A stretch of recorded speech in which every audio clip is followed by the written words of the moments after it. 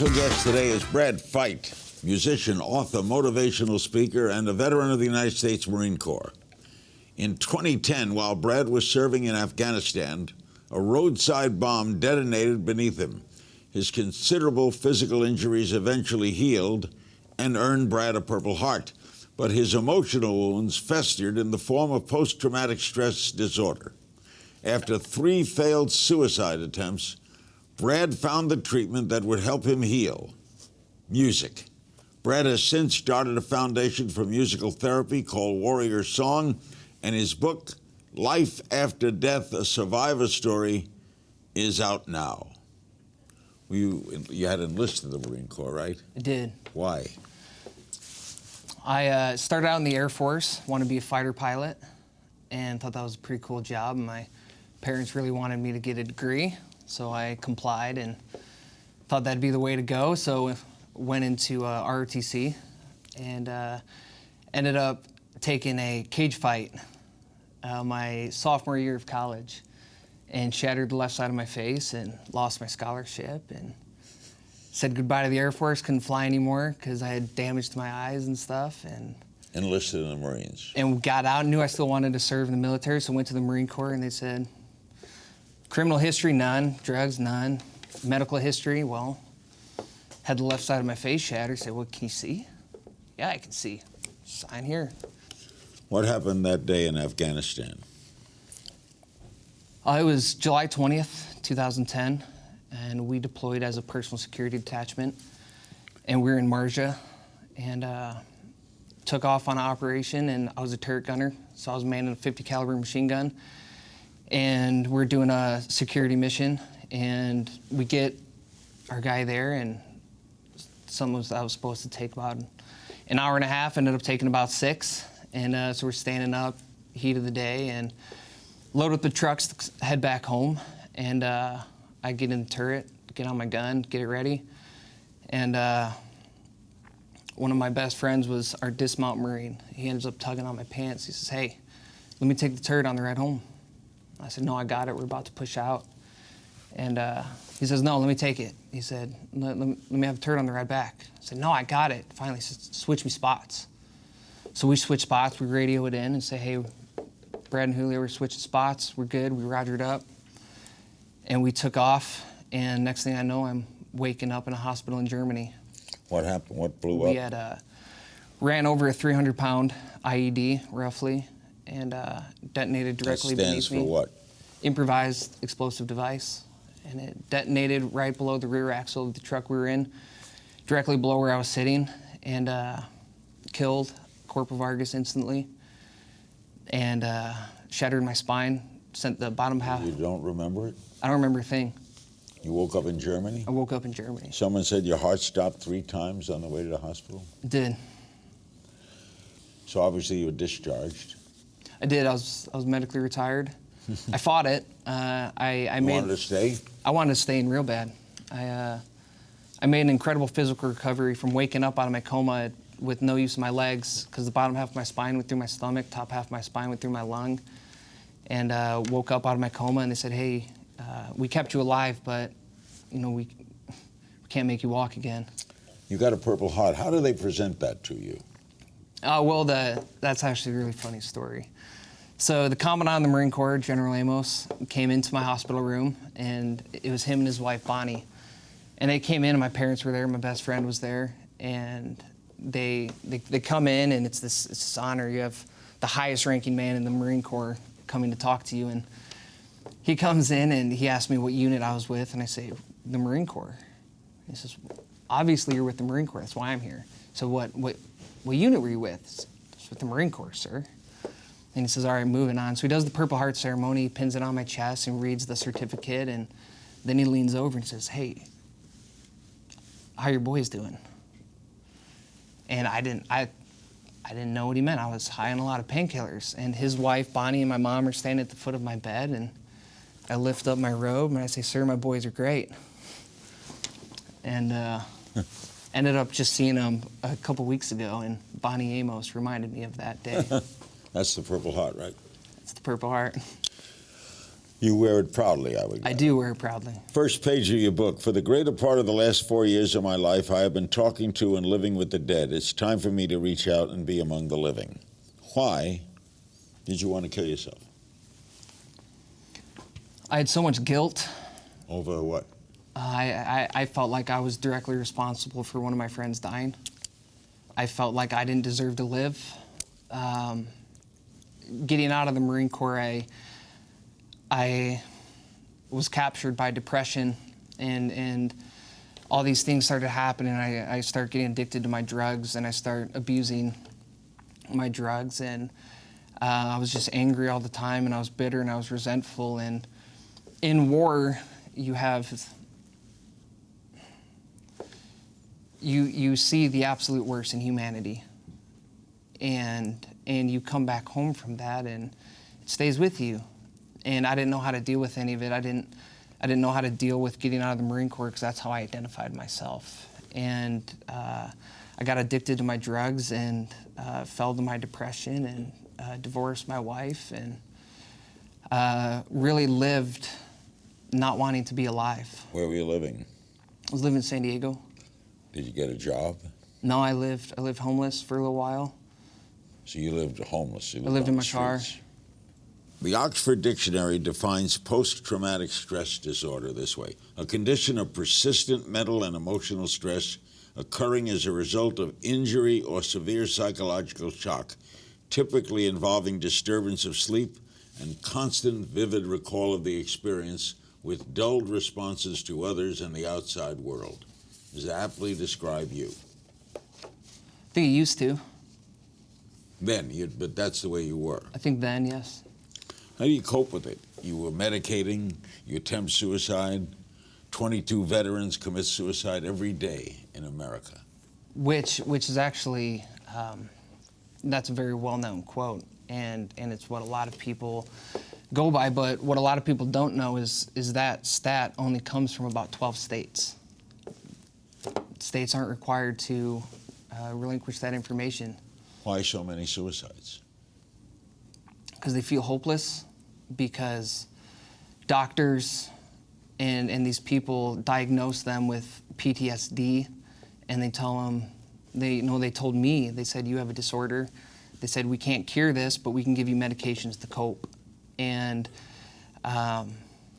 there are 22 million veterans that live in the United States right now. And I'd venture to say a majority of them have been diagnosed with PTSD. Those who were in action, right? Those who were in action, and that diagnosis all of a sudden becomes a prison sentence. And for me, I felt like it was them saying, you are no good to us anymore, you have a disorder. And I didn't know how to live with that. And for me, it was something that I had to overcome. You know, the improvise, adapt, overcome was instilled in me as a very young Marine. And it's something that I lived by, whether I knew it or not. I made choices to improvise and adapt. But when it came to overcoming, it was a fight, because how can I overcome a disorder and a disease and something that a doctor medically said, this is what you have, you can't be cured of it. Every one of these, of course, have different circumstances. Yours was guilt, right? Not every one of these vets who have post-traumatic stress syndrome have guilt. Correct. Right? There's many reasons. Yours was guilt, though. Yes. Why? You felt you could have saved his life, or had you made a different decision, he'd be alive? Yes. Had I not switched places, I'd be dead, he'd be alive. I want to read this. You've written about the parallel between concealing yourself from enemies in combat and concealing emotional wounds caused by battle. You wrote, it's difficult sometimes to be able to tell who the suicidal ones are, mainly because we are so good at concealing our inner feelings and motives. Silence and stealth are among our top qualities when it comes to killing the enemy. Unfortunately, they remain the same when it comes to claiming our own lives. So the suicidal person hides it. Absolutely. I hid it. You know, as a young Marine at Parris Island, training to become a Marine and to get in, one of the first things you start learning is the idea of cover and concealment, being able to, hide from enemy fire and protect yourself. And, putting on 3 shades of paint on your face magically takes you from man to machine into a warrior. And those tactics stay with you when you get out. They stayed with me. And when I got out, I felt like I couldn't let anybody know what was really going on with me, but I could fake it. I could put this mask on in the same way that I would put camo on my face. I put this mask on and made everything seem okay. I've been, a couple months back, I went to 4 funerals in 3 months. And one of the ones I went to, I saw the guy 2 days before he committed suicide. And I slapped him on the shoulder and we went through recovery together. I said, man, look at us. You're doing great, I'm doing great. Look how many times we, almost gave this up. Like we're getting on the other side now. I'm proud of you. 2 days later, he killed himself. Didn't even see it. And we are masters at concealing our emotions and concealing these feelings because we're so afraid that if people really know what's going on and how bad we're hurting, it's bad and it's almost shameful. They told you it's not curable, it's only treatable by drugs. How are you cured? How am I cured? In January, I tried everything I could possibly do.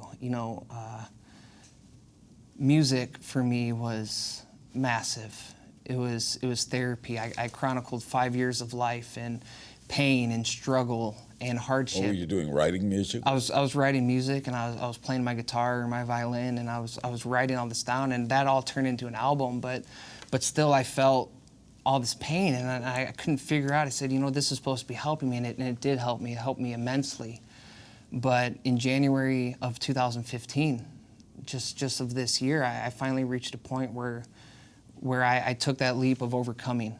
And I realized that PTSD is something that I can overcome.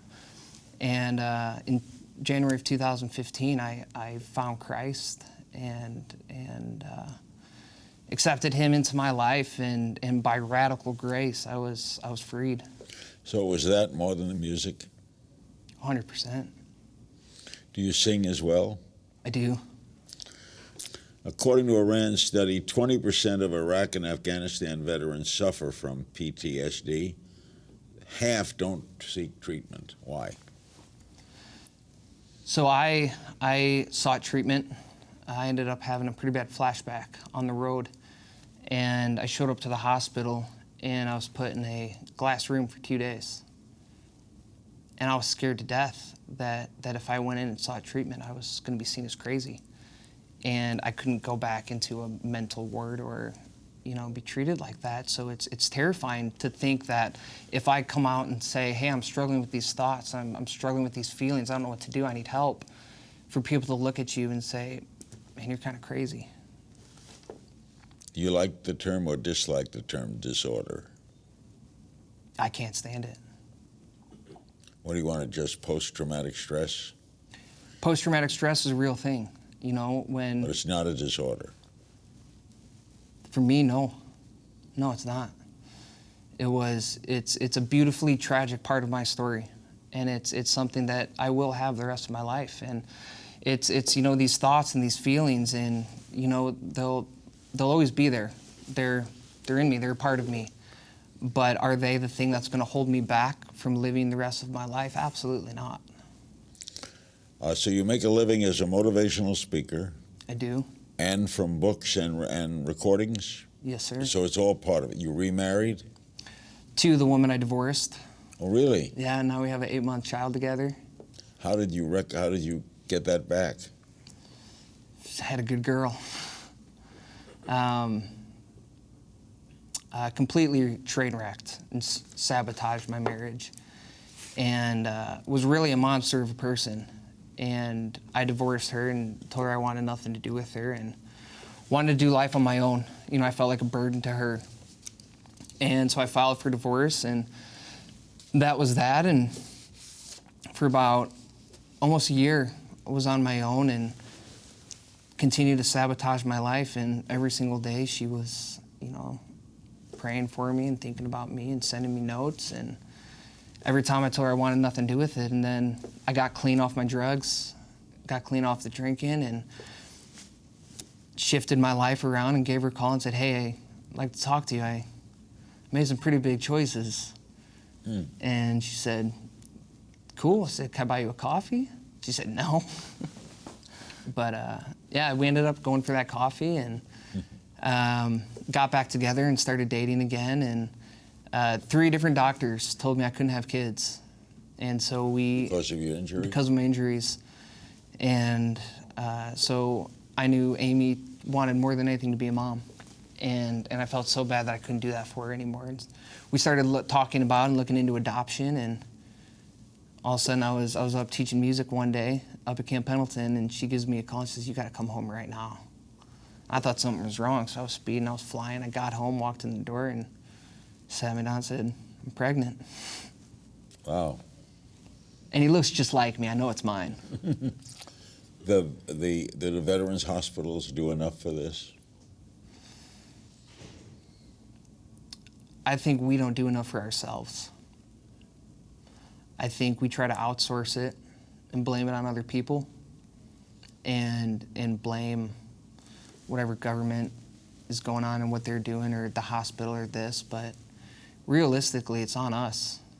Yeah, but how do you know to do it if you're in the mental condition? How do you know that you can help yourself? You found music, you found Christ. What about the person who doesn't find music or find Christ? Hopefully they find my book. But no, it's you know, it goes back to the idea of brotherhood, and me and my Marines and these other vets, and we really need to link back up, you know, and have each other's back consistently, and even if it's asking the hard questions and really calling them out on stuff. One other thing, how'd you find Christ? I went to a program called the Mighty Oaks Warrior Programs, and it's a very large ranch out in San Luis Obispo area, up in the Central Coast, and it was founded by a man named Chad Robichaux, and he was a recon Marine, did 8 deployments in Afghanistan, and came home and was a world champion fighter in MMA.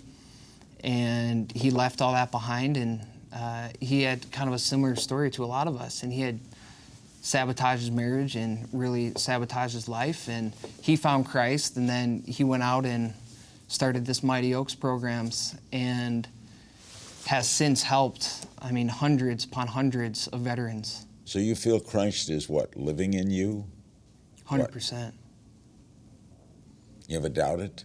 Never. An amazing story. Thanks, sir. Life After Death, a survivor's story. I want to thank my guest, the inspirational Brad Fite.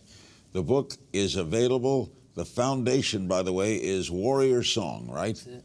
And we'll see you next time.